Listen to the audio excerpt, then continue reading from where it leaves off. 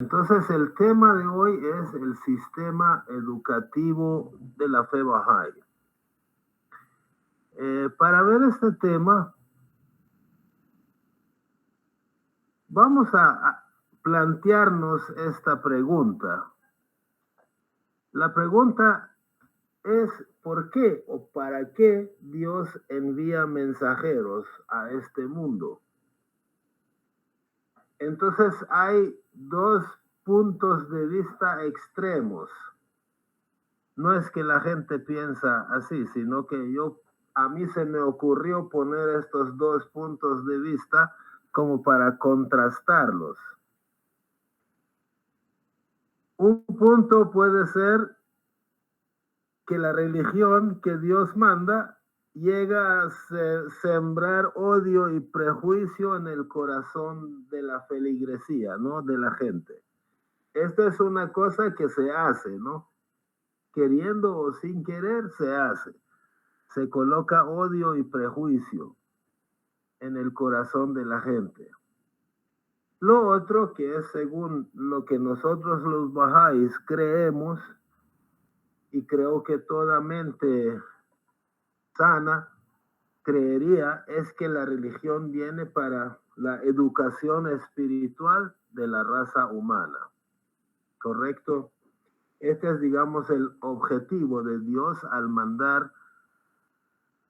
Ahora, para ampliar un poco, podemos decir que Dios envía mensajeros para que nos ayude a conocer a Dios, acercarnos a Dios, espiritualizarnos, mejorar nuestra conducta. Es decir, Dios envía a Moisés, Jesús, Mahoma, Baha'u'lláh, para que este mundo sea un mejor lugar para vivir,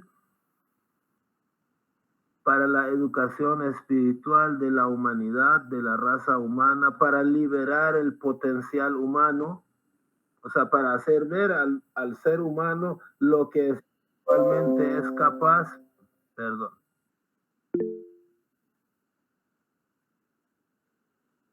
¿Qué desea decir algo, Marvin? Sí, yo quería preguntar si los demás, porque al leer la escuela yo no escuché nada de enseñanza contra otras religiones. Aún yo crecí en un ambiente judío y nunca escuché nada malo sobre las demás religiones. Quisiera preguntar a los demás que están con nosotros si ellos se han ido a escuelas religiosas o aún no, si han escuchado aquí en el occidente que escucharon en la escuela el odio para otros grupos. Okay. Yo sí sé porque escuché hoy en los acuerdos iniciales que hicieron entre Israel y Estados Unidos, la propuesta era, y me sorprendió, de que en Gaza las escuelas no pueden enseñar odio contra Israel. Me, me, me, me extrañó porque ni me hubiera ocurrido que eso hubiera salido en las escuelas, pero tal vez sí, en el Oriente, tal vez sí. Solamente quiero preguntar a los otros compañeros que están escuchando. Disculpe. Ok, gracias, Marvin. Bueno, si alguien desea decir algo, pues simplemente puede levantar la mano y opinar. Para mientras alguien se anima, ¿no? Seguimos con los puntos, ¿no? Que Dios manda religión a la humanidad para la educación espiritual de los pueblos, para unificar a la raza humana, ¿no? Para establecer una civilización en continuo progreso. Digamos, estas son algunas formas de ver por qué Dios manda religiones, ¿no? Es para educar a la humanidad, es para educar a la humanidad. Esa es, digamos, la razón principal, ¿no? Para que liberar el potencial humano y que el ser humano sepa qué es lo que le corresponde hacer con su vida, cómo debe ser la conducta humana, etcétera, ¿no? Ahora, otras preguntas surgen. ¿Cómo hace Dios para cambiar el mundo cada vez? ¿Cómo lo hicieron los mensajeros del pasado? ¿Cuáles fueron los impactos? O sea, ¿qué impacto tuvo Moisés? No es que vamos a estudiar todo esto esta noche, pero son preguntas que uno se hace, ¿no? ¿Cuál fue el impacto de Moisés, de Jesús, de Mahoma? ¿Tuvieron impacto en su entorno donde ellos aparecieron? O sea, ¿hicieron algún cambio en la humanidad? ¿Cuánto tiempo se tardaron para ejercer ese cambio? ¿O hasta qué punto lograron establecer sus ideales? ¿Hasta qué punto tuvieron éxito? Obviamente la humanidad cambió, mejoró cuando ellos vinieron, pero ¿qué tanto mejoró? ¿Llegó a la perfección o le faltó? ¿O era un peldaño?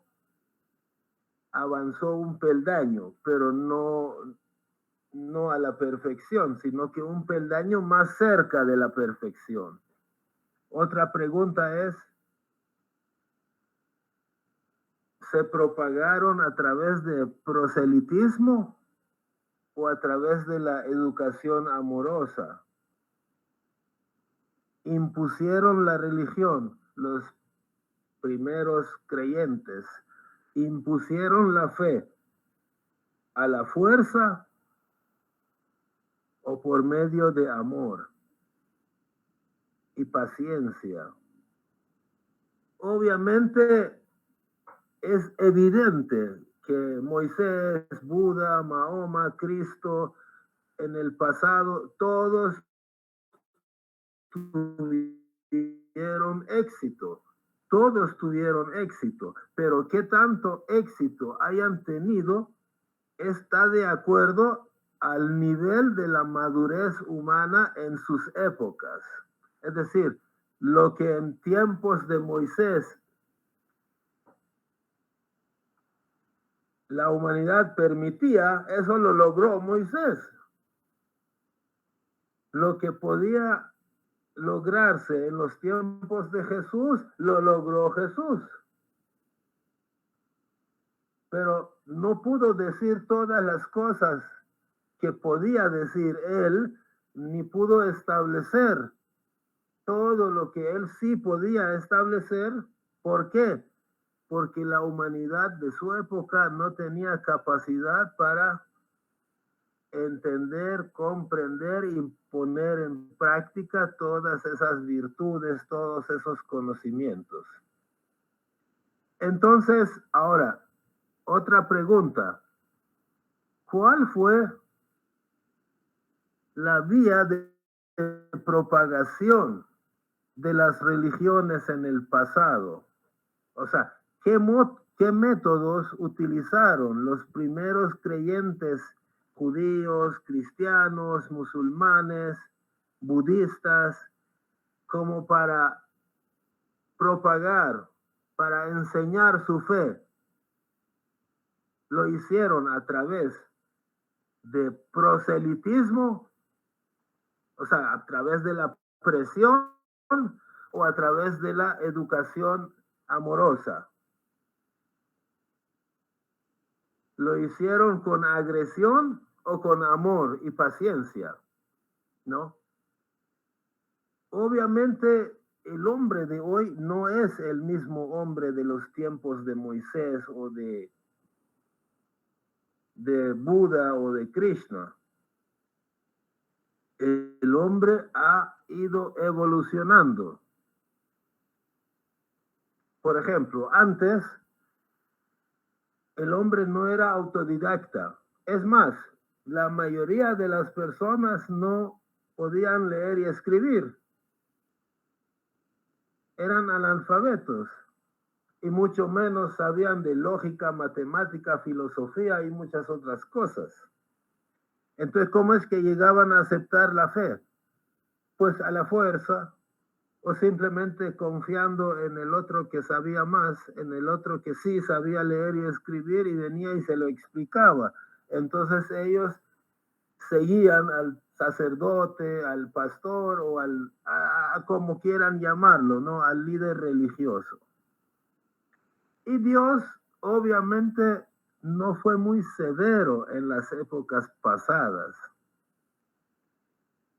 O sea, no puso como condición que la feligresía, la gente, los creyentes, los fieles, llegaran al nivel de la perfección. El hecho que lograran un cierto nivel de mejoramiento, eso ya era ganancia, ¿no? De acuerdo a la época, lo que se podía se hacía. Y Dios fue paciente y fue indulgente. Pero la gente se dejaba guiar por los sacerdotes o por los líderes religiosos, como sea que se hayan llamado, ¿no? Pero ¿cuál es el problema de los líderes religiosos? Que no hay garantía que ese líder religioso haya entendido 100% correctamente el mensaje. Entonces, si ese líder religioso probablemente no ha entendido correctamente el mensaje divino, entonces lo que puede estar difundiendo en sus sermones pueden ser cosas equivocadas también. Podían incluso recurrir al proselitismo agresivo, podrían haber rivalizado, y lo han hecho, ¿no?, con otras religiones, haber matado a la gente de otras religiones. Es decir, esto ya no es de la fe de Dios, sino que de las personas que administran la fe religiosa. Pero ¿qué pasa hoy en día? Hoy estamos en la época, todavía no hemos llegado 100% a la madurez humana, pero en el tiempo de Bahá'u'lláh vamos a llegar a esa madurez. Es decir, estamos en una adolescencia avanzando hacia la juventud y adultez, ¿no? Y hacia la madurez. Estamos acercándonos a una época en que la humanidad llega como a una edad adulta. Ustedes ven que ahorita es incomparable, ¿no? Cada uno de nosotros ya puede entender, estudiar la religión, entender, hasta llegar a ser un erudito. Antes, hace 1000, 2000, 3000 años, si había 4 eruditos, pues sus nombres están en la historia, ¿no? Pero hoy, cada uno de nosotros pudiéramos llegar a ser un erudito.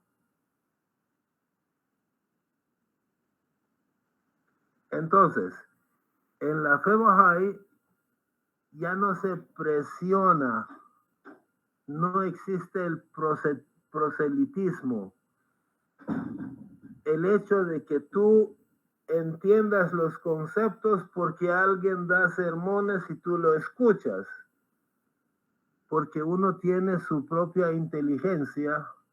Obviamente todavía hay gente que prefiere el sermón, pero estamos en una época de transición. O sea, ya no hay pretexto, porque yo puedo llegar a desarrollar suficiente inteligencia y lógica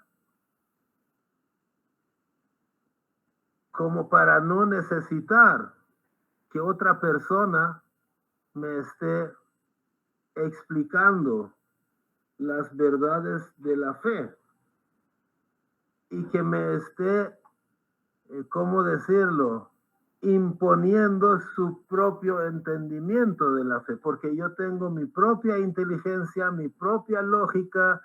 Yo también voy al colegio, a la universidad, estudio y desarrollo esa inteligencia, esa capacidad de comprensión.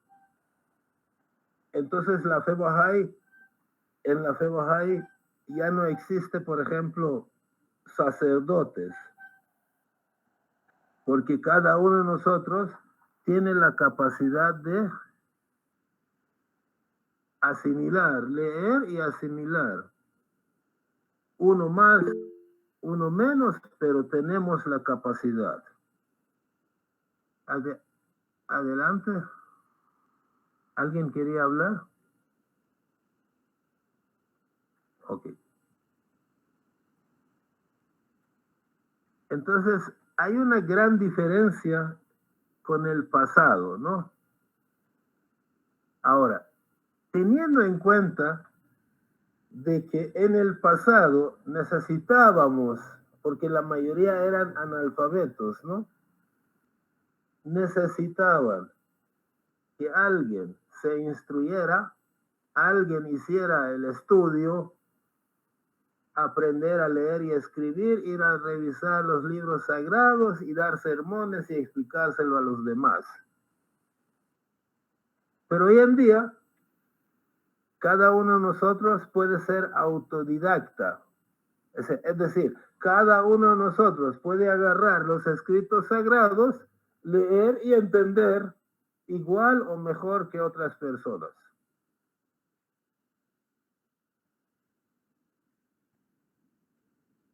Esto es muy importante tenerlo en cuenta. Otra cosa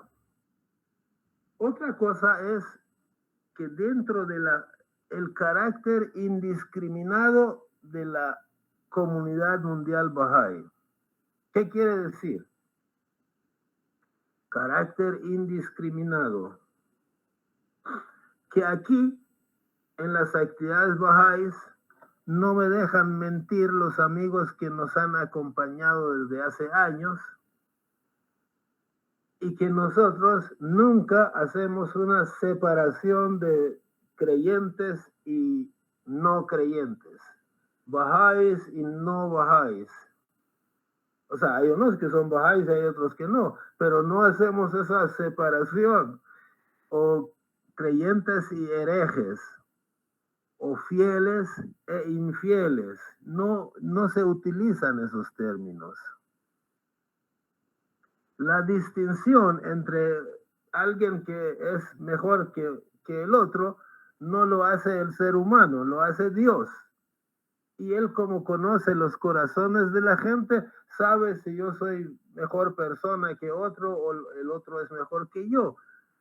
Pero esto entonces no es algo que nosotros manejemos y que sirva como para separar a los buenos de los malos. No existe tal cosa. Aquí hay Bahá'ís declarados que participan en las actividades y también hay bastantes simpatizantes que nos acompañan casi en todo. Ojo, incluso en actividades de coordinación y planificación y ejecución de actividades importantes. Les voy a poner dos ejemplos que ya los he contado 20 veces tal vez, pero lo voy a volver a contar. Yo viajé una vez a Arizona y mi hermana me llevó a ver una clase de niños y una señora que daba la clase. Y muy bonito, muy creativo, con un montón de cosas, globos, con luces, lámparas, no sé, muy bonita la clase y bastantes niños ahí. Entonces otro día le pregunté, le dije a mi hermana, qué linda esa clase, ¿cómo se llama esa señora Bahá'í que da la clase? Me dijo, ella no es Bahá'í, la señora que, maestra de las clases de niños. Es decir, la clase de niños es una clase de niños Bahá'í. Pero la persona, la señora que estaba dando la clase de niños con el material Bahá'í era mormona. O sea, no tengo nada en contra de ellos, solo lo digo para que vean qué tanta tolerancia hay en la fe Bahá'í para que venga a dar clase de niño una señora mormona. O por ejemplo, para qué ir lejos, aquí en Zaragoza es un pueblo a 20 minutos de donde vivo yo, y hay un cantón, no sé, caserío o qué, que se llama El Pilar. Una señora totalmente católica, sin ninguna intención de convertirse en otra religión, ¿no? Con 15 niños de su familia, sus parientes, todititos hijos de católicos. Ante mis propios ojos comenzaron una clase de niños, una clase con material Bahá'í.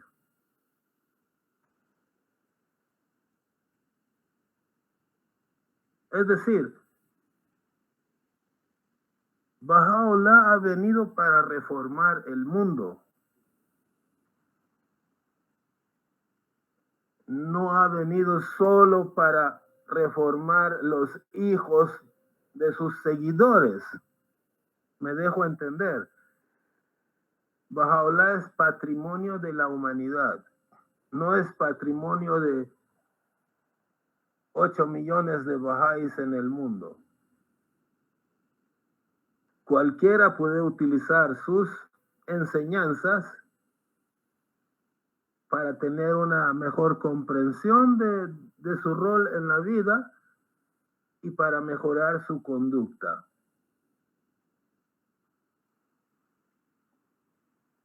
Entonces, ese es el ambiente que reina en el mundo Bahá'í. Ahora, ¿cómo hacemos para educar a la población? No a los Bahá'ís, sino en general, a la población. No hacemos en esas actividades educativas, no hacemos distinción.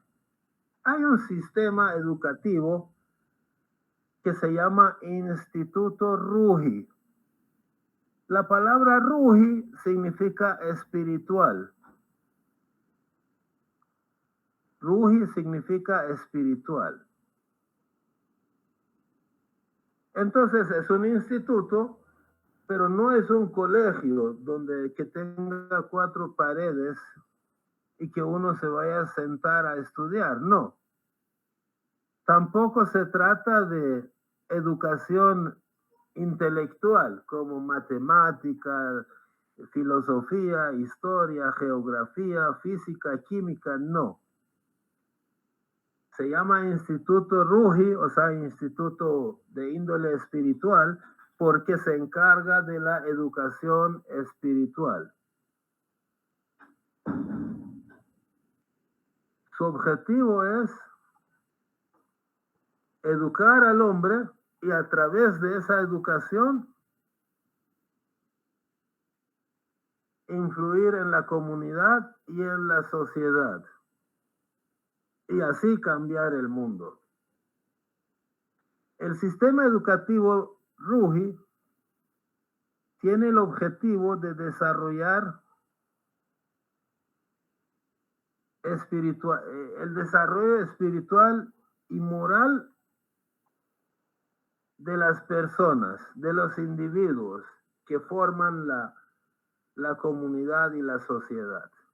Y por lo tanto, la transformación y el mejoramiento de la sociedad humana.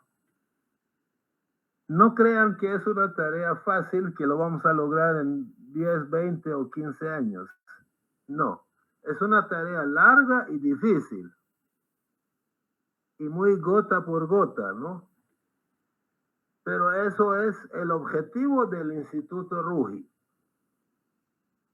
Y para lograr el desarrollo espiritual y moral del individuo y el mejoramiento y la construcción de la sociedad, de la nueva sociedad humana, se basa en las enseñanzas de Baha'u'lláh, que son códigos muy elevados de vida, de conducta.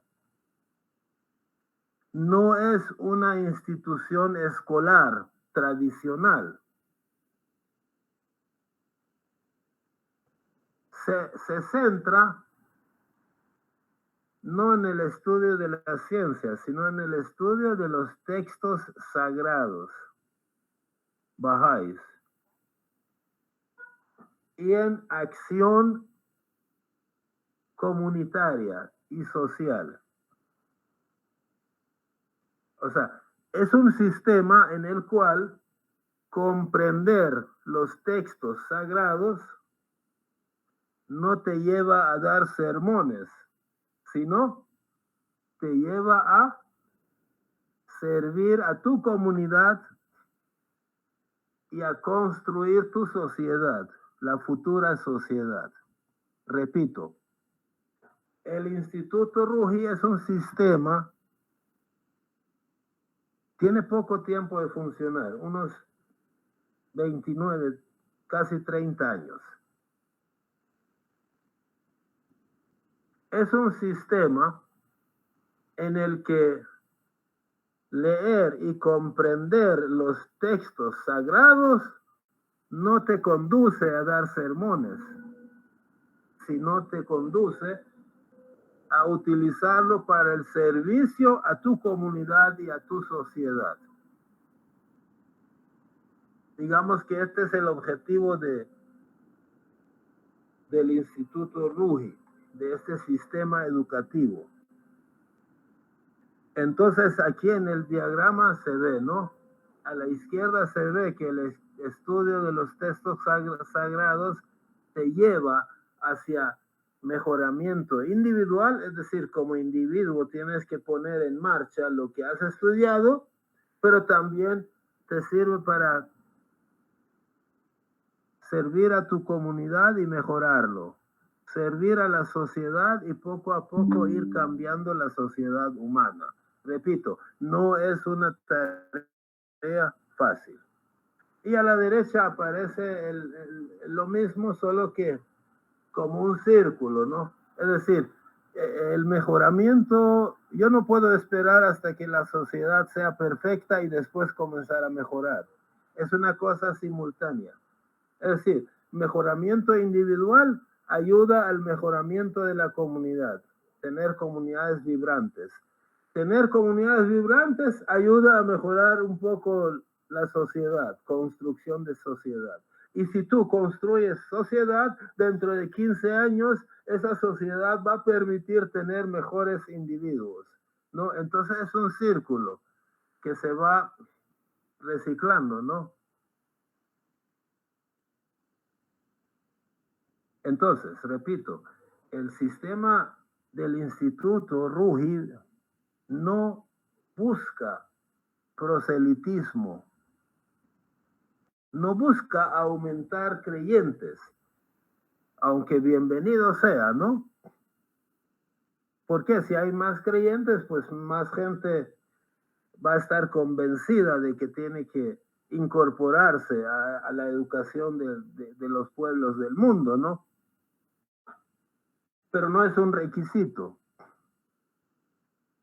Hay muchas personas que no son creyentes, no son bahá'ís, son de otras religiones, pero que colaboran en este sistema, hasta coordinan, hasta participan en las reuniones de decisión y en la ejecución de los proyectos.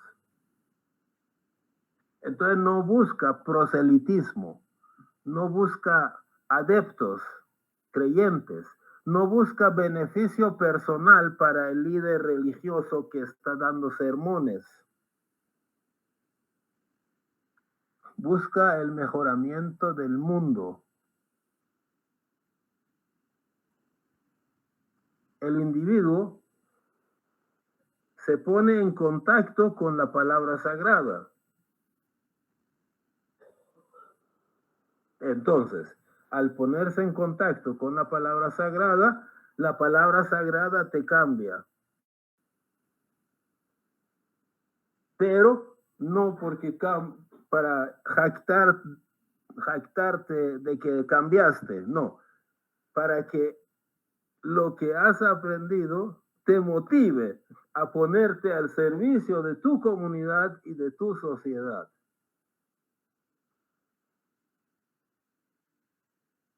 Y que la humanidad dentro de 50 años sea un poquito o mucho, no sé qué tanto se podrá lograr, que sea mejor que la humanidad de hoy. No es una tarea fácil. Por ejemplo, el cristianismo se tardó 3 siglos. En el tercer siglo ya llegó su mejor momento.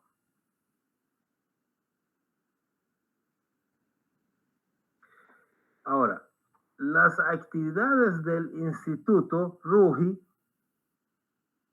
abarcan 3 cosas.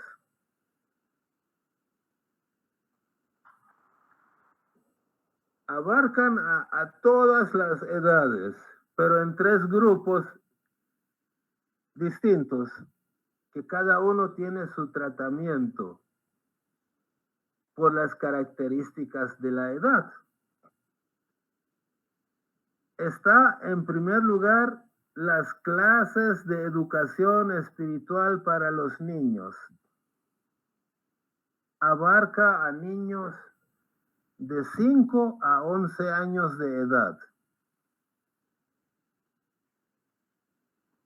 Ahora, esto a veces no es tan rígido, porque yo, por ejemplo, yo nunca he sido maestro. La persona que dirige las clases se llama maestro de clase de niños. Yo nunca lo he hecho, pero he visto que a veces hasta en pañales llegan a dejar a sus hijos ahí. Adelante, Fabio. Buenas noches, hola, Baja. Bueno, querido Kurosh, quería compartir un pequeño concepto antes de que continúes avanzando, que estoy totalmente de acuerdo con lo que estás comentando. Sin embargo, ahorita comentaste algo, y es que el cambio que vamos a lograr en el mundo no es algo, digámoslo así, fácil, y que tampoco es algo que se prevé dentro de 10 o 15 años, sino en este momento estamos sembrando una semilla que con el tiempo va a dar frutos impresionantes y admirables. Y estoy totalmente de acuerdo. Sin embargo, algo que me he dado cuenta es que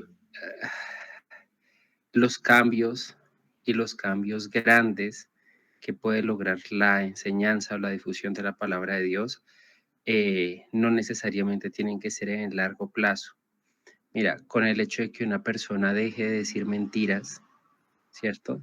Con el hecho de que una persona que antiguamente consumía droga deje de hacerlo, con el hecho de que una persona que antiguamente no quería estudiar y ahora se decida a comenzar una carrera, por ejemplo, ¿cierto?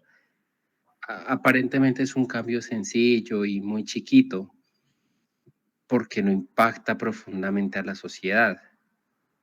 Sin embargo, en el universo interior de ese individuo, el cambio es supremamente grande, es impresionante, y eso es algo que uno no logra captar sino hasta el momento en que lo ve.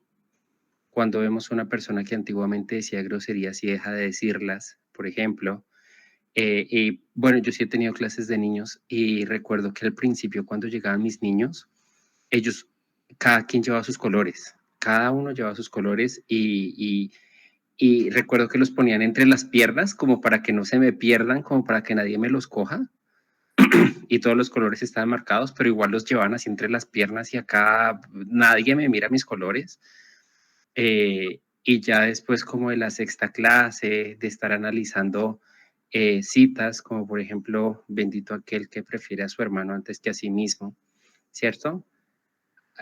profundizando esas citas y todo. Mira que con el tiempo llegaban los niños y lo que hacían era que vaciaban la cartuchera, todos los colores los dejaban en el centro de la mesa para que los cogiera aquel que los necesitara.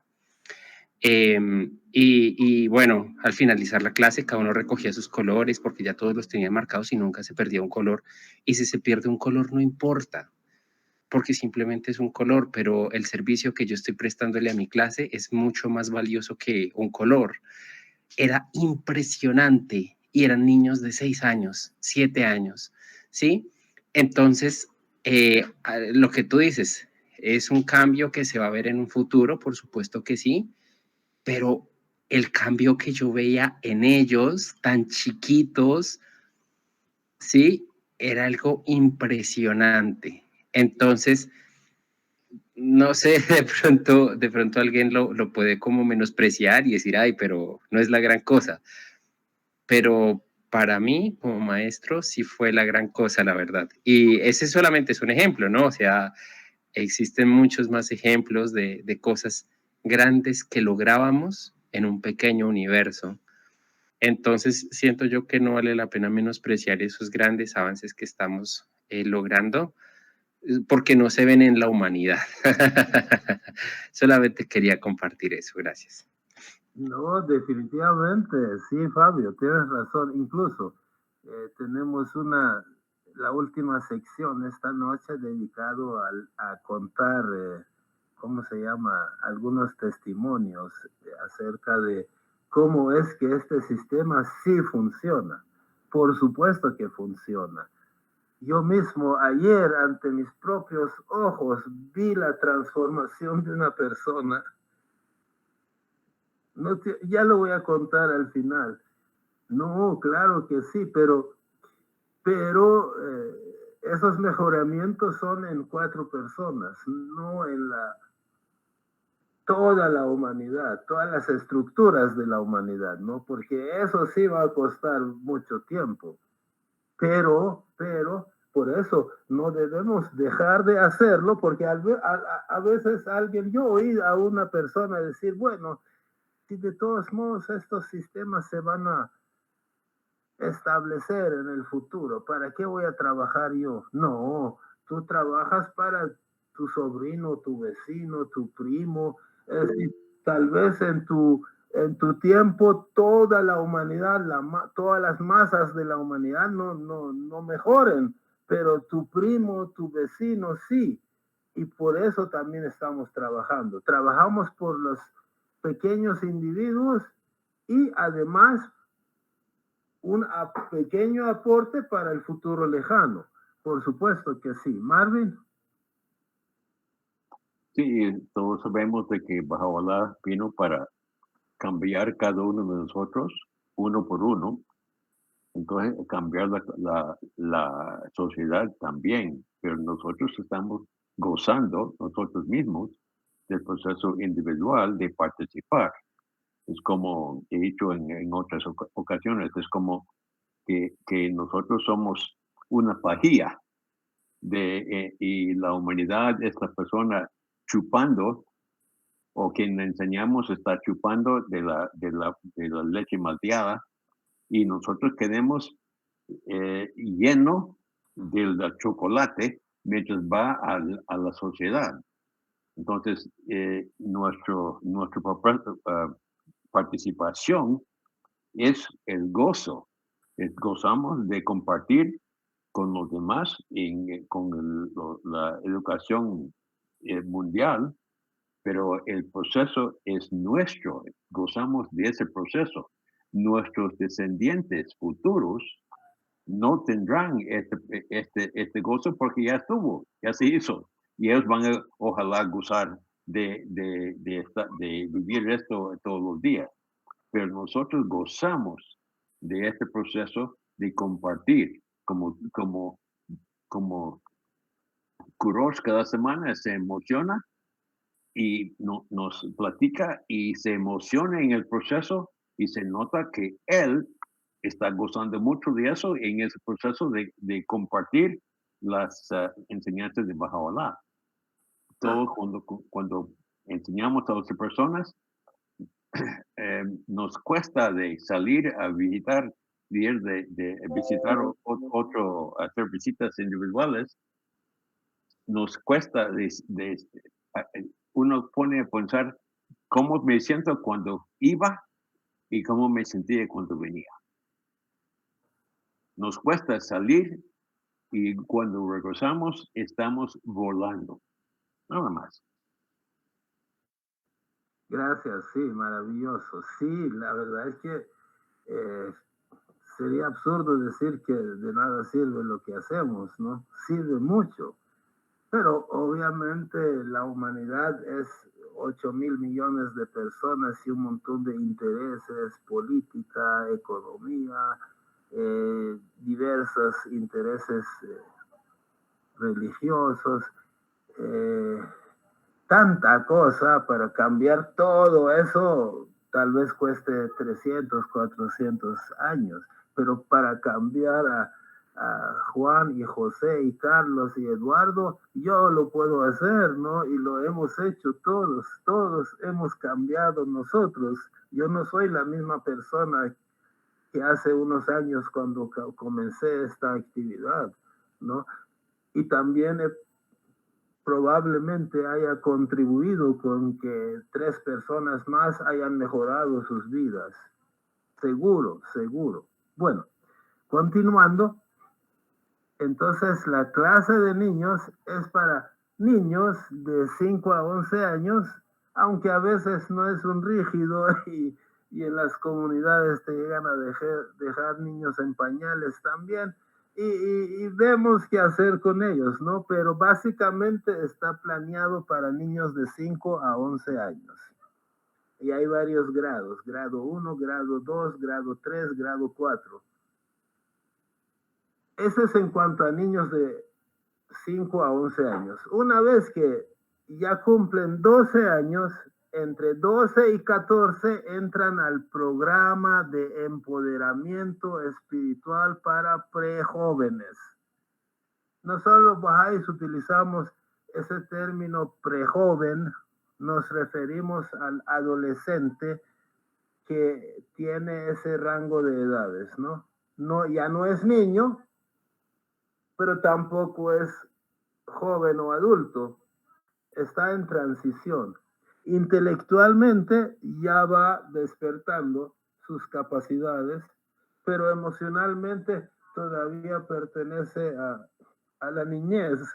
Entonces se les ha puesto un nombre prejoven y tienen un programa especial y una serie de libros que ellos estudian, ¿no? Y a la persona que dirige las actividades de los prejóvenes ya no se le llama maestro, sino se le llama animador. Ya van a ver por qué. Porque no se trata de un profesor que les está dirigiendo. Los niños sí necesitan un maestro, ¿no? Pero los prejóvenes ya tienen capacidad de encargarse de su propio empoderamiento, ¿no?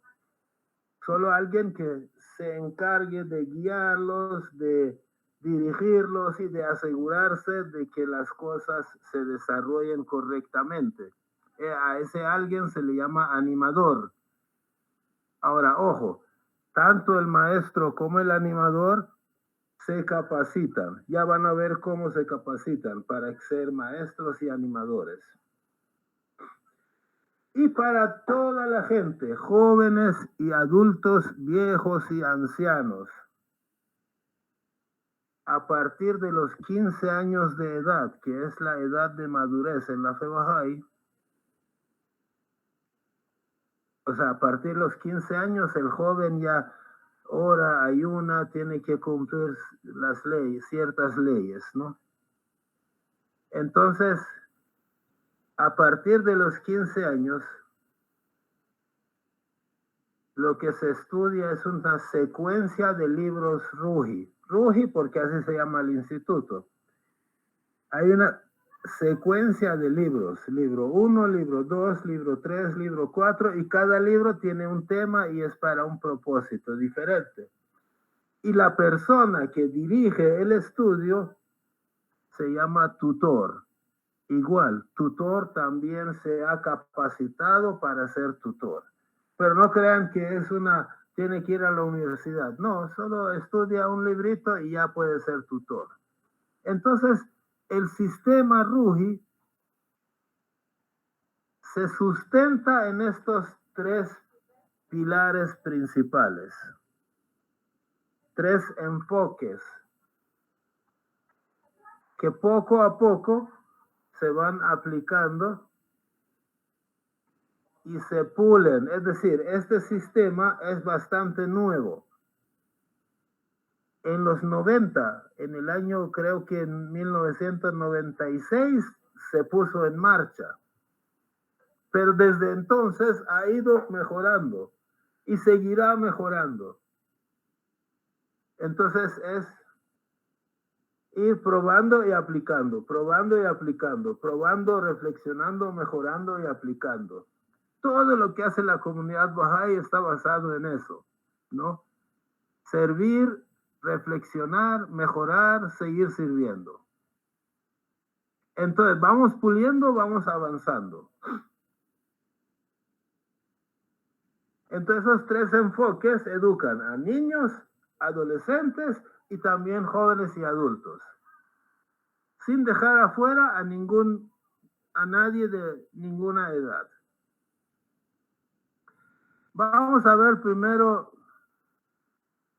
la clase de niños. La imagen que están viendo es aquí, cerca de nosotros. La de la izquierda creo que son niños de una comunidad marginal que se llama Comunidad La Cruz, pero ese día no era día de clase, creo que era un campamento que hicimos ese día, y ahí está mi esposa Ivonne, la que dirige, porque en ese tiempo ella era la maestra de las clases de niños. Vieran, Fabio, tú lo has contado, ¿no? Esos niños, yo recuerdo la primera vez que los vi, eran unos muchachos que solo venían a golpearse, a insultarse, por ejemplo, a la hora de sentar en la silla, correr y sentarse primero, aunque el otro se caiga. Era un desorden tremendo. Y vieran, con un par de meses de ponerse en contacto con la palabra creativa, ya hicieron un pequeño coro para cantar canciones.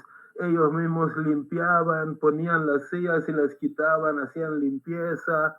En la fila para refrigerio no se metían, permitían que el otro entre. Una cosa tremenda. ¿Cómo es que la educación espiritual influye? Y al final de la reunión, pues les voy a contar algunas anécdotas acerca del comportamiento de esos niños, cómo ha ido cambiando a medida que se les enseñan conceptos espirituales. A la derecha es una clasecita de niños, como de 6, 7 niños. Ahí es mi hija, Laura, maneja esa clase, ¿no? De esos, ahora, lo que les quiero comentar es que si ustedes ven a la izquierda, la foto de la izquierda, la comunidad La Cruz, ni uno de esos muchachos es Bahá'í, ni hijo de Bahá'í, ni sobrino de Bahá'í. Pero son hijos de católicos, evangélicos, ateos, y no quiero decir de todo tipo de gente, ¿no? De todo tipo de comportamiento, pero confían a sus hijos en manos de una maestra Bahá'í porque saben que se les está enseñando modales, virtudes espirituales. A la derecha igual, ahí está mi hija, dirige esa clase. Tal vez la mitad de los niños son Bahá'ís, la otra mitad son vecinos de ahí. Son de cualquier religión, ¿no? Y ellos están conscientes. Por ejemplo, yo vi ahí una de las mamás evangélicas, totalmente, pero su hijo está allá y está consciente que la fe Bahá'í está desarrollando esa clase, pero que le está ayudando a su hijo. No a meterle cosas en su cabeza, sino enseñarle a ser espiritual. Entonces, la clase de niños es un pilar esencial del programa Ruhi. Pretende educar el corazón, el alma y la mente de los niños desde su temprana edad. Enseña a los niños virtudes como honestidad, amor, unidad, generosidad, justicia, compasión, veracidad, o sea, no mentir. ¿Y cómo? Es bastante sencillo. Cada clase consiste en una cita de los escritos sagrados que ellos memorizan. Por ejemplo, una cita dice, ante mis ojos lo más amado de todas las cosas es la justicia. U otra cita que dice, oh amigo, en el jardín de tu corazón no plantes sino la rosa del amor. Otra que dice, tan potente es la luz de la unidad que puede iluminar la tierra entera, toda la tierra. ¿Qué sé yo? Hay citas cortas que ellos memorizan hasta donde pueden. O sea, sin forzar, si hay un niño que le cuesta, pues sí se le ayuda un poco. Y, o sea, no es una tarea obligatoria y que estemos sometiendo a la pobre criatura a grandes presiones solo para que memorice la cita. No, hasta donde puede, memoriza la cita, si no, pues no pasa nada. Lo lee 3, 4 veces y lo oye. Además de esa cita, se les cuenta una historia sacada de la historia de la fe acerca de esa cualidad, de esa virtud. ¿No? Por ejemplo, si la cita va sobre la justicia, se les cuenta una anécdota, una historia corta acerca de la justicia. Y también se usa el arte, la música. Por ejemplo, se les canta, se les pone una canción acerca de la justicia, si el tema es justicia. Después pueden hacer un juego donde tenga que verse el concepto de justicia. Y así hacen otras actividades creativamente que tengan que ver con el concepto que se les está enseñando. La clase está diseñada para desarrollar el carácter moral y espiritual del niño y fortalecer su sentido de identidad espiritual. Niño, tú no eres un animal agresivo. Tú eres un ser espiritual noble, bueno. Las clases se dan en casas, casa comunal, colegio, escuela. Se consigue un lugar, hasta en parque, debajo de un árbol, qué sé yo, en cada lugar de acuerdo a las posibilidades, ¿no? Y las clases están abiertas a toditita la gente que vive ahí, quien quiera entrar, sin restricción de religión, mucho menos de la condición social.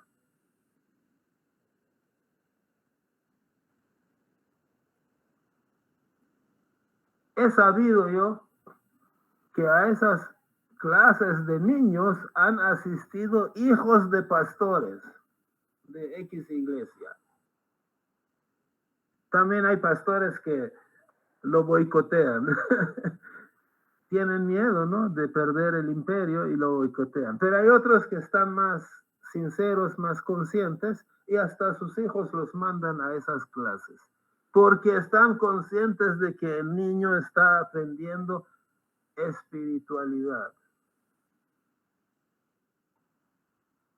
Entonces ya vimos que la persona que dirige la clase se llama maestro de clase de niños. Esto es, digamos, en breve de lo que se trata la clase. Ahora vamos a pasar al programa de empoderamiento espiritual para prejóvenes. ¿Recuerdan? Eran niños o adolescentes de entre 12 años cumplidos y 14 años cumplidos.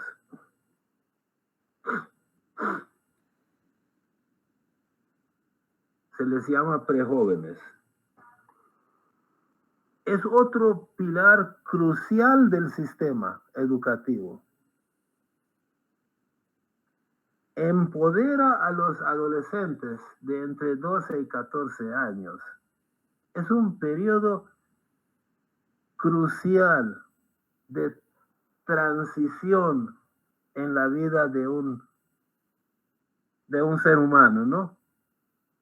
En ese momento es que el adolescente acaba de salir de niño y ya va para joven y adulto y está buscando su identidad.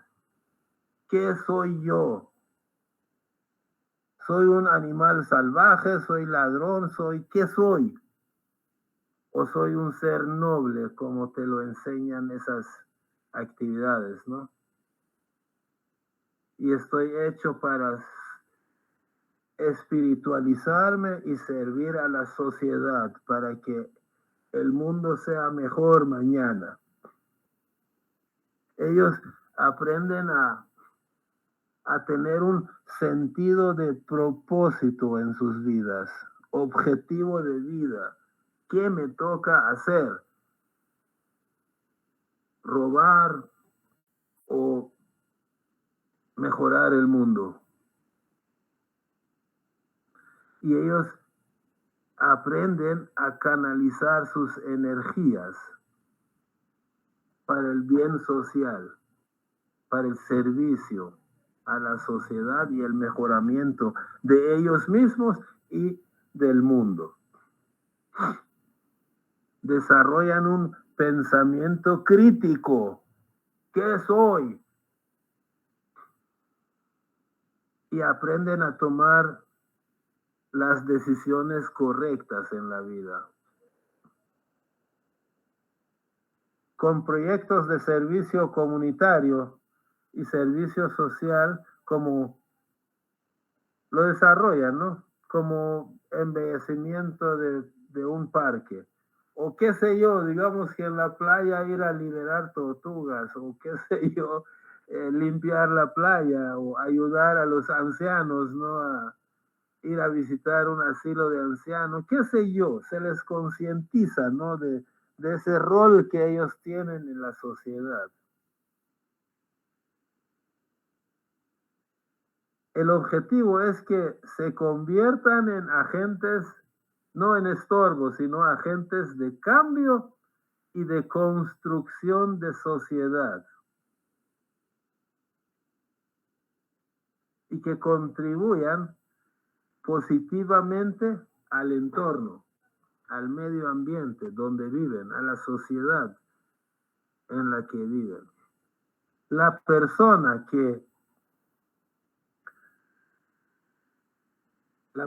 mayor, o sea, joven o adulto, ¿no?, que los acompaña, se llama animador. Ya no se llama maestro, se llama animador. Vamos a pasar al tercer enfoque del instituto. Secuencia de libros.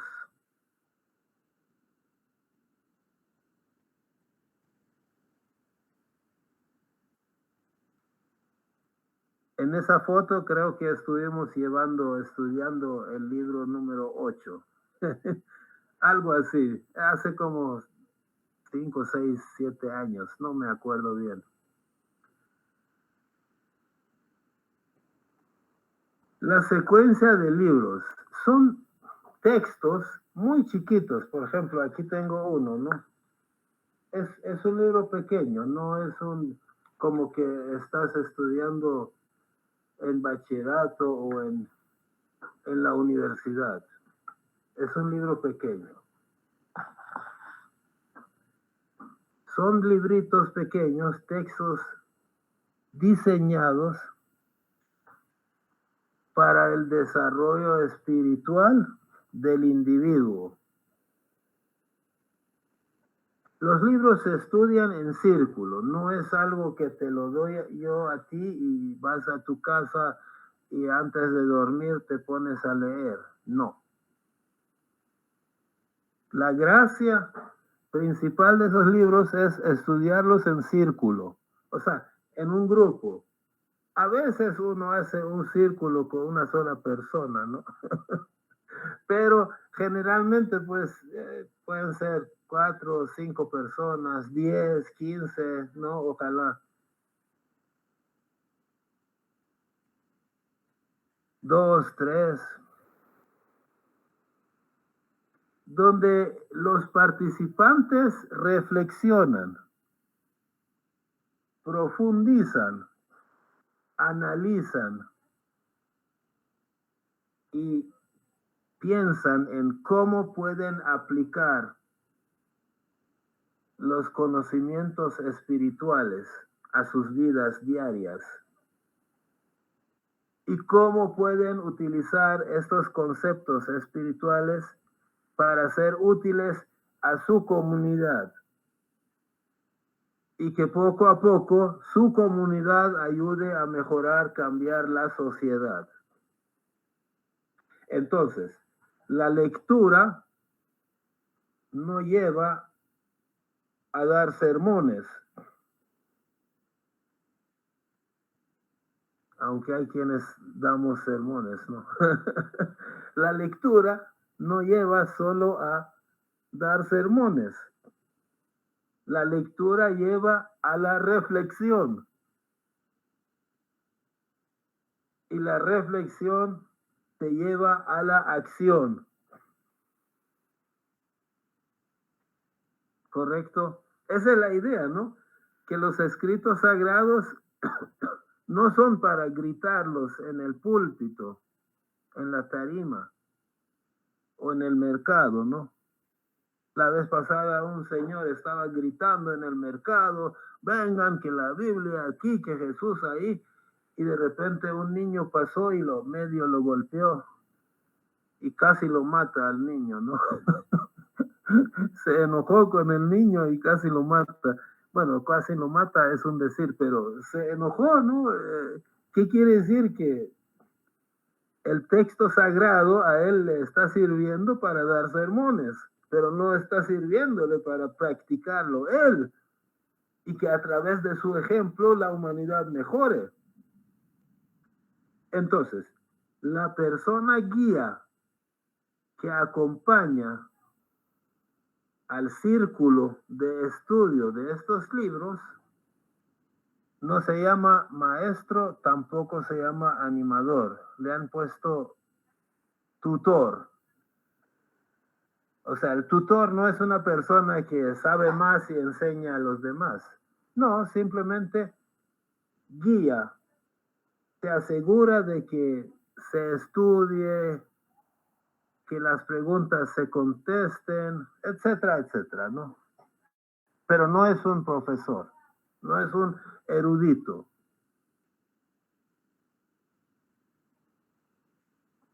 Ahora, algunas reflexiones. A la persona que dirige a los niños se le llama maestro. O sea, maestro significa, pues sí, alguien notablemente que sabe más que los niños, ¿no? Es maestro, les enseña.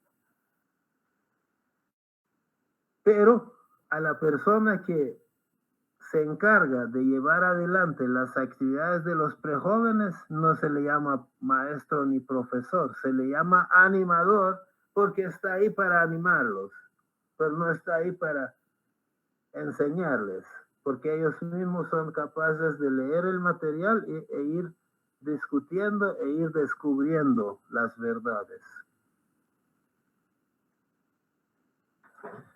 Y la persona que dirige los círculos de estudio para los adultos se llaman tutores.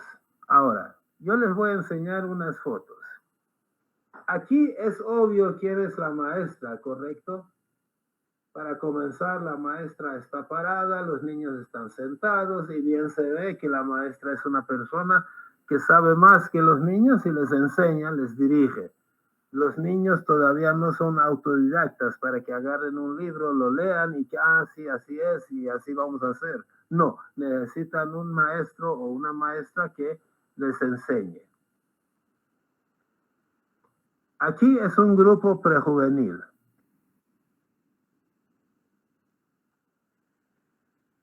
Yo pienso que tal vez si les preguntara cuál de estos individuos que está ahí es el animador, probablemente al de barba digan que sí, es el animador porque se ve que es mayor que ellos. Los demás son niños de 12 a 14 años y él se ve que es un joven. Entonces lo más seguro es que él es el animador.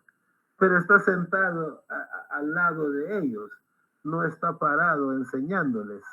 Eso es una diferencia fundamental, que ellos, cada uno tiene su libro, cada uno va leyendo por turno y entre todos contestan las preguntas, reflexionan, aprenden y ponen en marcha, en práctica. Ahora, este es un supuesto círculo de estudio de los libros. A ver, adivinen cuál de ellos es el tutor.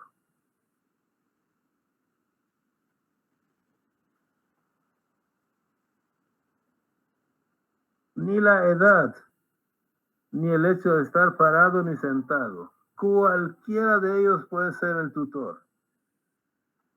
Si usted cree que el señor de barba blanca es el tutor, está equivocado, no necesariamente. Cualquiera de ellos puede ser el tutor. Yo he estado estudiando libros en el que el tutor era como de la edad de mi hijo y también he estado en círculos de estudio de libros en los que el tutor o la tutora era mayor que yo. No hay, es un material lo que se estudia. No es que el tutor es una persona sabia que te está enseñando conceptos a ti. Entonces, en resumen, el sistema educativo Bahá'í es un modelo integral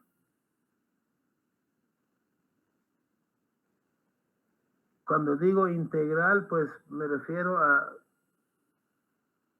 que aplica a toda la gente. Es un modelo integral que busca el desarrollo de las capacidades espirituales y morales de las personas.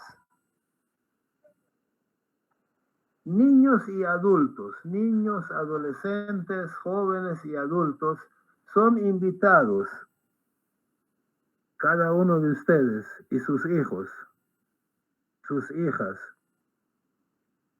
sobrinos, todos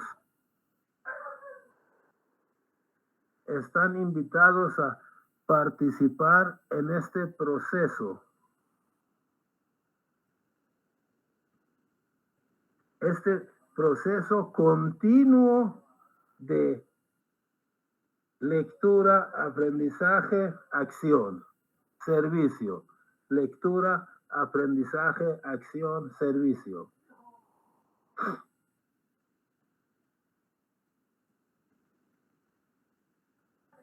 Y a comprender, esto lo que les voy a decir suena sencillo, pero es difícil, mucha gente no lo ha comprendido.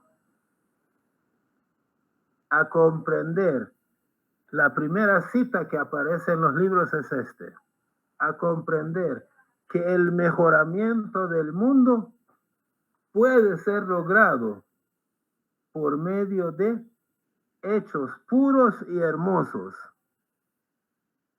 por medio de una conducta loable y correcta, no a través de chisme y crítica y murmuración.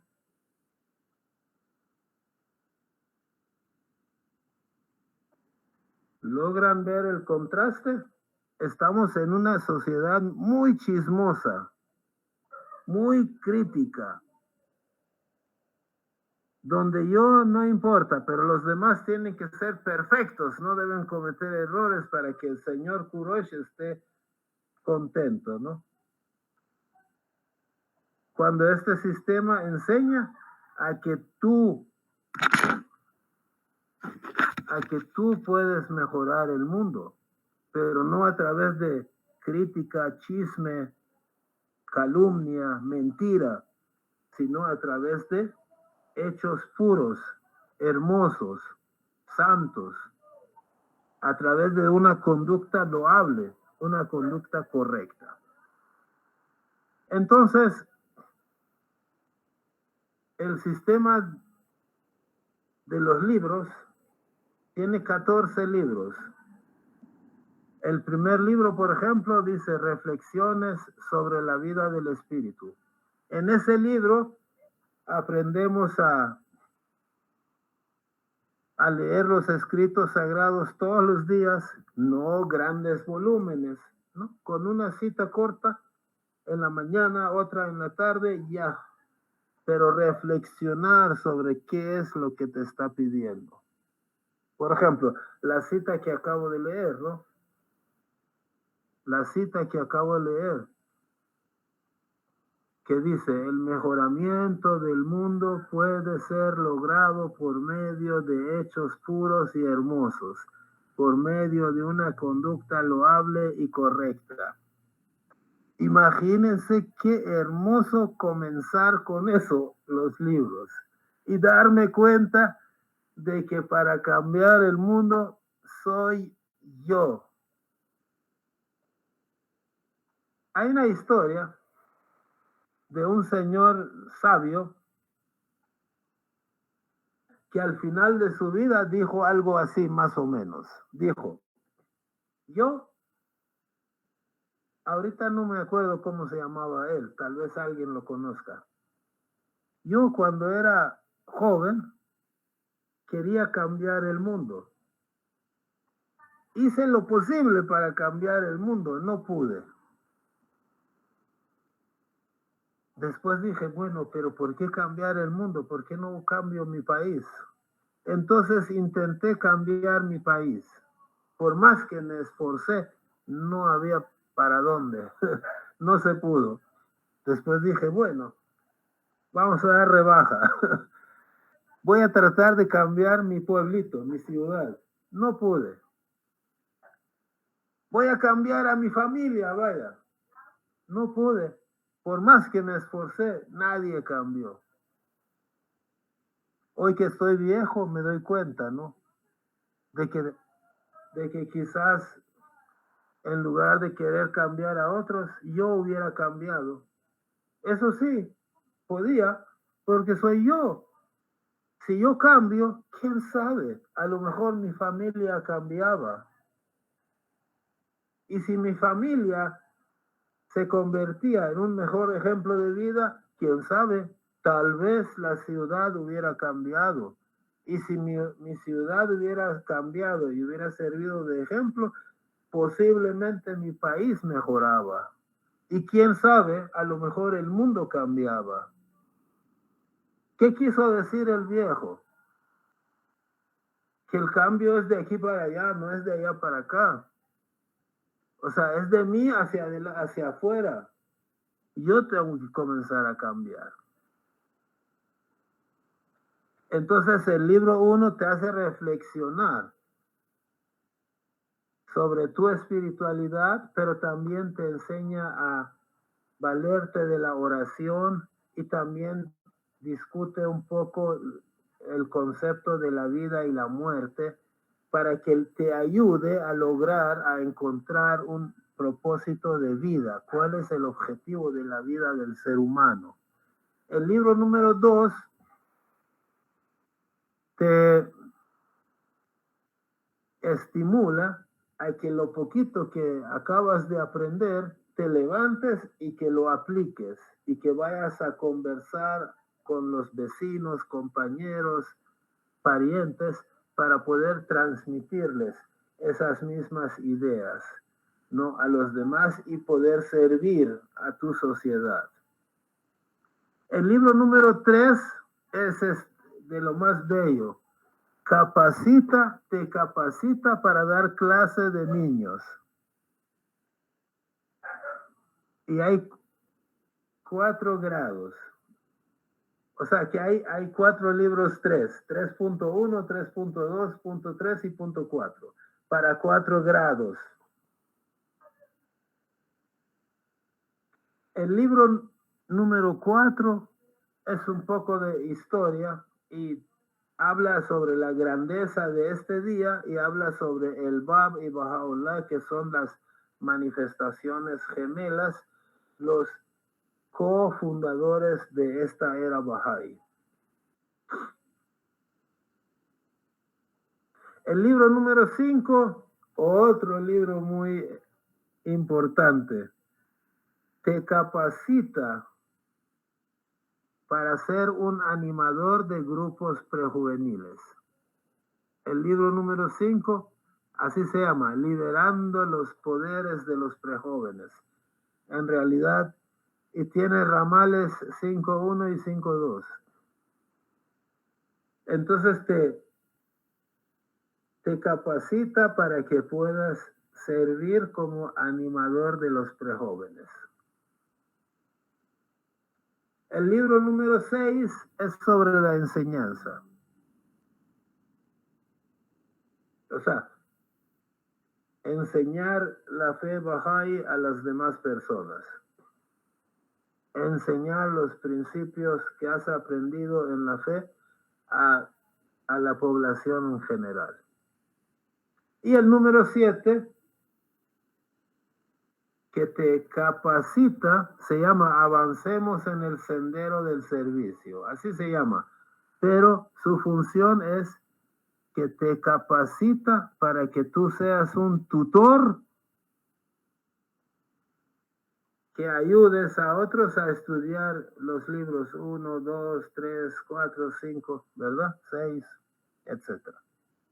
Entonces, el libro 7 te capacita como tutor. Aquí están por si quieren capturar la pantalla, los libros del 8 a 14. Cada uno tiene un tema y cada uno te profundiza, te enseña un concepto.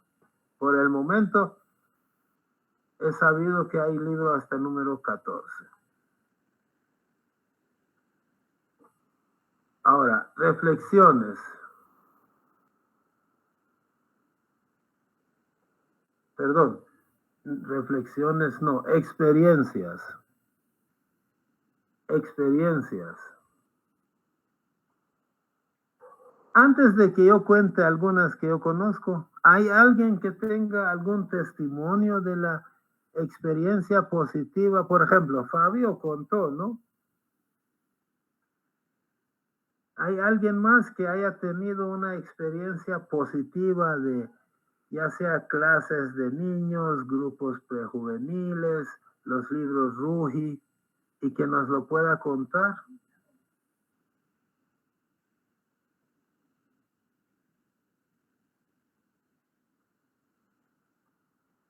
Si no, pues van a tener que escucharme a mí, ¿no? Bueno, voy a contar unas cuantas. Les mencioné que Ivonne, mi esposa, incluso vieron una foto. Voy a ver si ubico la foto. Ahí está, la foto de la izquierda. Esos niños son de una comunidad marginal que se llama Comunidad La Cruz.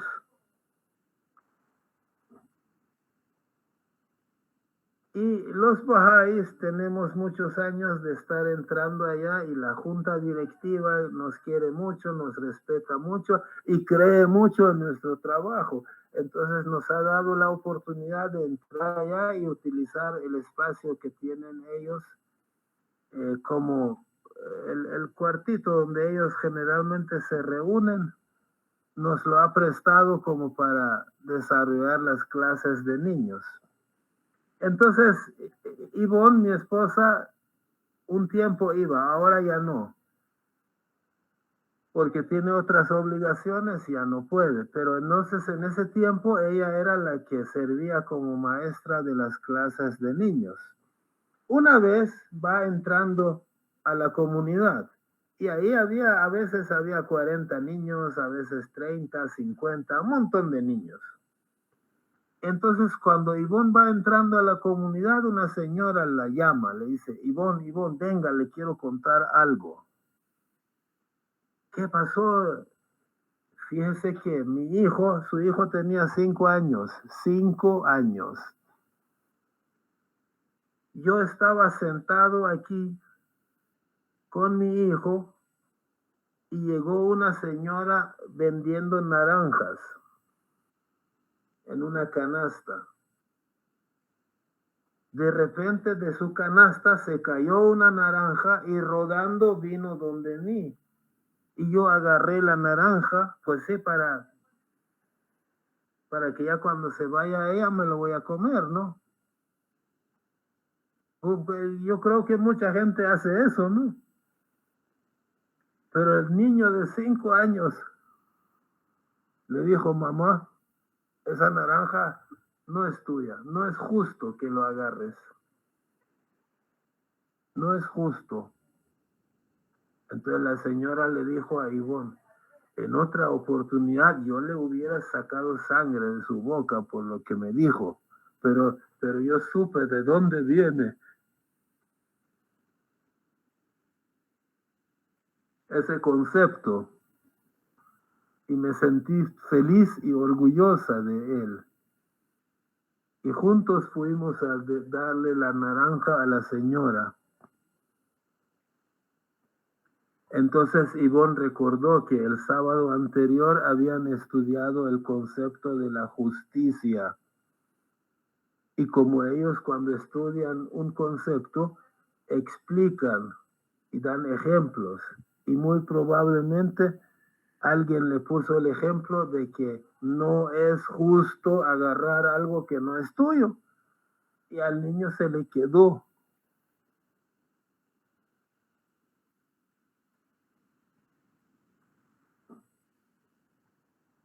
¿Ven cómo podemos cambiar el mundo? Los niños no necesitan bomba atómica, tanques, energía nuclear para cambiar. Con una semana ya están cambiando.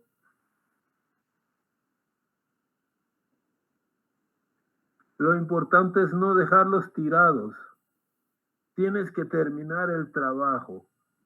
O sea, si tú vas 2 semanas y después los abandonas, va el lobo y los convierte en animales.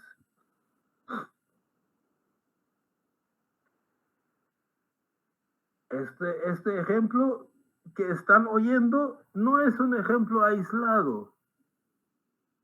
Es algo que se da. Adelante. Bueno, algo que también quería comentar es que generalmente las clases de niños y los grupos prejuveniles se dan en contextos sí que son un poco desfavorables incluso, ¿no? O sea, contextos donde, eh, sí, por ejemplo, casi nadie va a la universidad, donde abunda, por ejemplo, el robo, ¿sí? El consumo de sustancias psicoactivas, el consumo de alcohol, ¿cierto? Em, por ejemplo, acá en Colombia, nosotros tenemos el barrio Enfoque en un barrio que se llama, irónicamente, se llama La Unidad.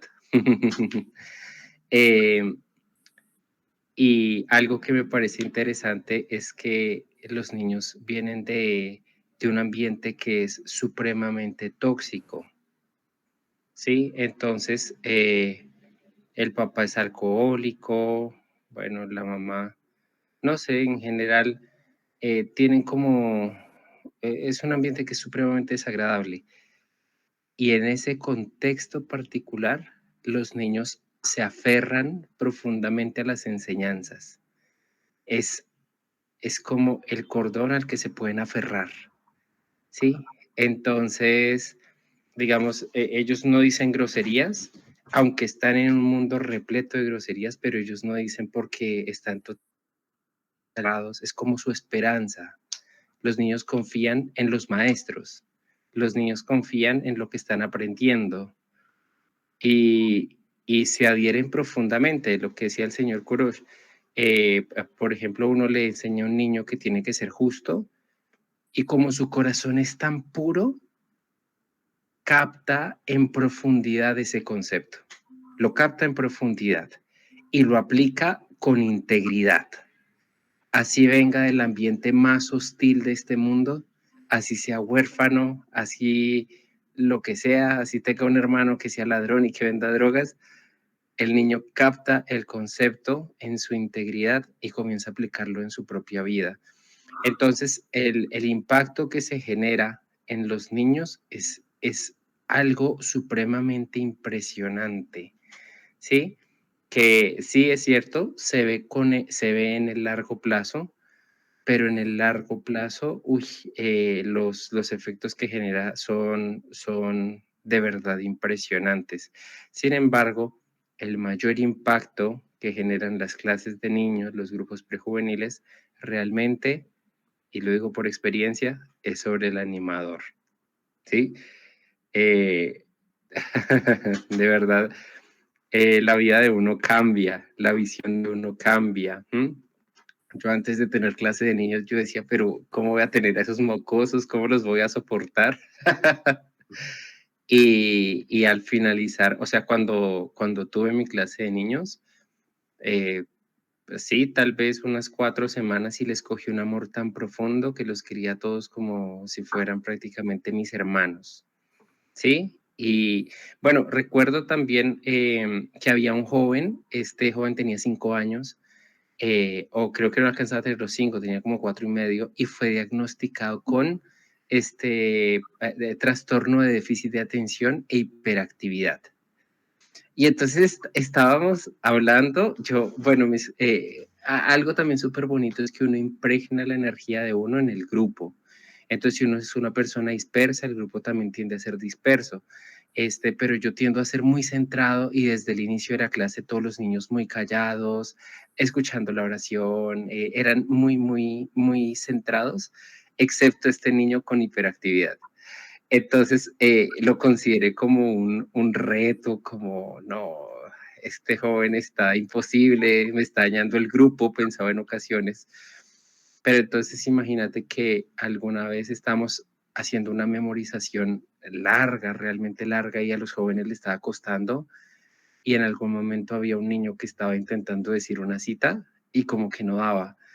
Y este niño que aparentemente nunca ponía atención, que aparentemente siempre estaba disperso, comenzó a gritar la cita, pero de memoria, comenzó a decir, la cita es así, así, así, y la dijo completa. Y tenía mejor memoria que todos en la clase. Y es interesante aunque yo pensé que a él era la persona a la que menos estaba tocando, a la que menos estaba impactando, resultó ser que este joven era impresionantemente inteligente y aunque aparentemente no estaba poniendo cuidado, el joven estaba con los 5 sentidos ahí, ¿no? Entonces, eso me ayudó mucho a reflexionar acerca de em, cómo de verdad uno muchas veces subestima a las personas. Abdul Baha nos pide que no veamos a los seres humanos como lo que son, sino como lo que pueden llegar a ser. Y en ese momento comprendí que no tenía ni la más remota idea de lo que pueda llegar a ser un ser humano. Entonces, los aprendizajes son impresionantes. Hay muchos que se pueden expresar con palabras, pero hay muchísimos más que no son expresables porque realmente afectan es al corazón humano y aumentan la sensibilidad del individuo, pero hasta, hasta grados que uno jamás puede imaginar y que solamente puede aprender a través de la experiencia. Entonces, sí, mi recomendación desde lo más profundo de mi corazón a cada uno es que en algún momento llegara a tener una clase de niños y si no es posible, por lo menos participar en un par de clases y se va a dar cuenta el impacto tan grande que eso puede tener en uno. Maravilloso, Fabio. Gracias por este testimonio. Bueno, hay muchas cosas que se pueden contar, ¿no? Yo estaba tratando de iniciar un libro 1 en alguna ocasión. La señora que estaba ahí había enviudado, le falleció el esposo y encima perdió el trabajo, es decir, estaba deshecha y no paraba de hablar y desahogarse y de hablar cosas, proponer cosas. Nos costaron como 2 horas tal vez para poder iniciar la primera sección del libro 1.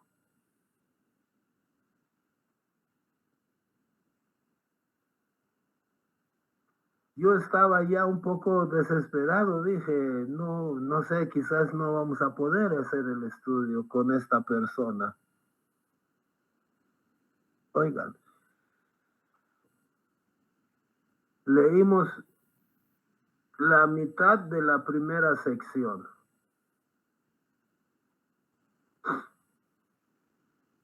Tres, 4 citas cortitas.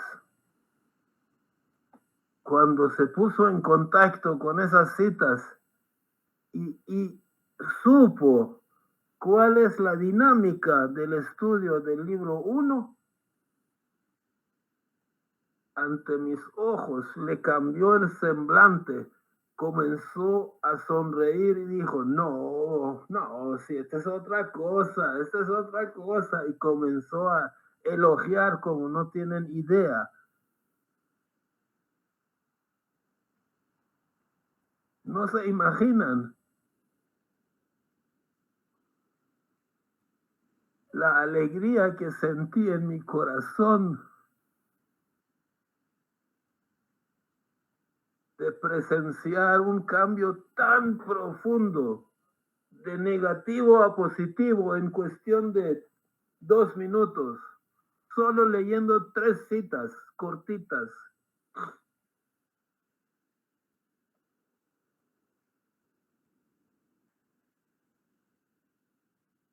Entonces, pero ¿qué pasa?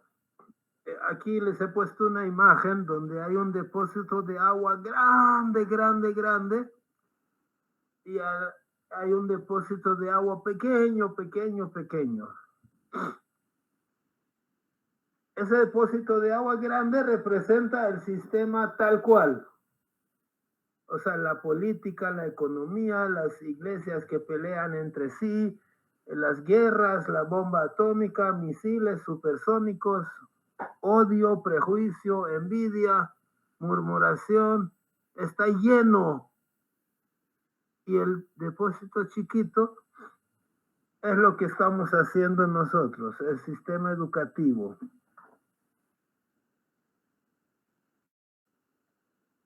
Lo que hago yo tiene efecto, claro que tiene. pero obviamente comparado con la masa de la humanidad es una gota. Pero así se llena una pila, ¿no? Con gotas se puede llenar. Yo no voy a dejar hasta el último aliento, no vamos a dejar de tratar de llenar esta pila. Y en cuanto esté llena, construimos otra pila más grande y la seguimos llenando. Así es el sistema Ruhi, ¿no? El Instituto Ruhi. Comenzó como algo muy sencillo, muy primitivo. Ha ido funcionando y mejorando, funcionando, mejorando. Como que va, el recipiente lo hace más grande para que le quepa más agua, ¿no? Entonces va a llegar un momento en que el recipiente de la izquierda va a estar totalmente abandonado y todo el agua va a pasar al recipiente de la derecha, ¿no? O sea, ese es el proceso, ¿no? No es rápido, pero está en marcha. Ahora, ¿tú quieres ser parte o quieres ser un observador? ¿Quieres acelerarlo un poquito o simplemente quieres que lo hagan otros? Pero ¿qué pasa con tu primo, con tu vecino?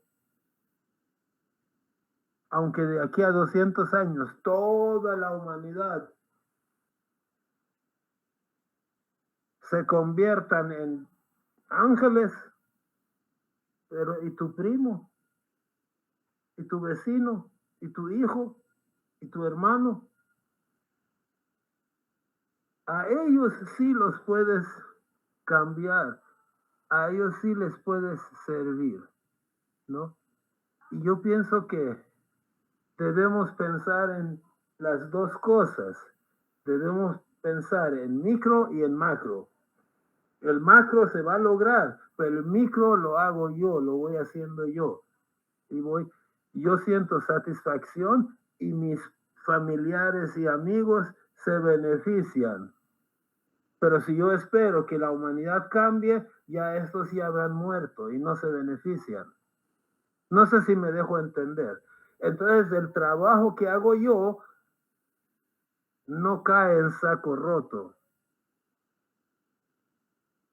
Sirve para mí y para mi comunidad y para mi sociedad. Adelante. Muchas gracias a los amigos por su participación y espero que logremos colaborar con este sistema, ¿no? Esta es la idea. Buenas noches.